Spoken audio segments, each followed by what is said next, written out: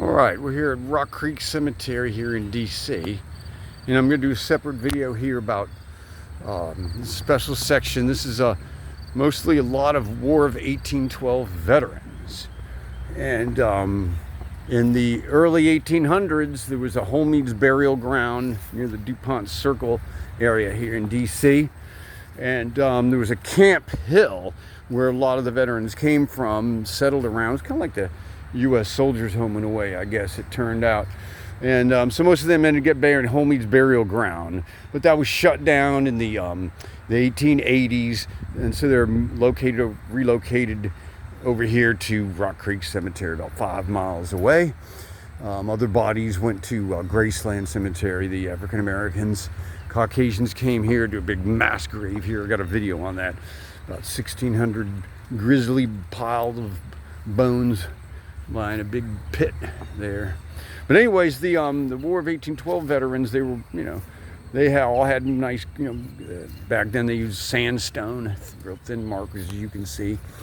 And these are all War of 1812 veterans, let's see, his name is Matthias Jeffers.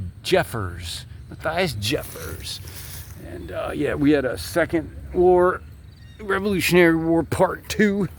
The British tried to. What's very interesting, I'll point out my other video, is you can see this is not a north, they're not facing east like most Christian burials. It's like a Stonehenge circular that goes all the way around and comes back here. And they all face inward towards that big grisly pit in the middle. And remains of, because there were a lot of illegal burials and stuff, and not exactly great bookkeeping. The headstones break when you try to transport them over. Sandstone is very fragile. You can see that one's, they're not just necessarily, this is not vandalism. This is just, wear and tear, and sometimes over the storms. But, these things, like I said, have been here since 1880, so what's, that's it, 140 years they've been here. So this tree has been growing for 140 years, almost completely swallowed these headstones up. And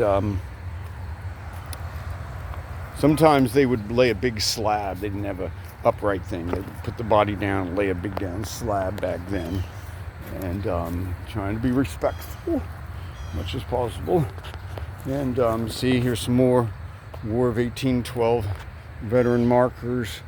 There's another one over there, and there's another one back there. So this is a special section right here of War of 1812 veterans all through here. And like I said, the British tried to come in, and we met them on a battle in Maryland. This was part of Maryland one time. But the problem was we didn't have a standing army. So when things started getting rough, the men got nervous. Their families were back home on the farms undefended, so they all ran. Not because they were chickens, they ran home to protect their families. And so then the British just waltzed right into DC and burned down the Capitol and the White House. But of course, we eventually fought them down in New Orleans and drove them back, and their zest to gain the colonies back failed. And so the men who valiantly fought the Republic in 1812, fought to defend the Republic, were laid here, and now here in Section K. Rest in peace, gentlemen.